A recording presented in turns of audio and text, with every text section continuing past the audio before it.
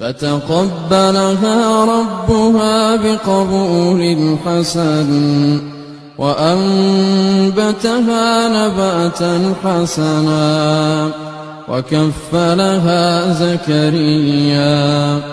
كلما دخل عليها زكريا المحراب وجد عندها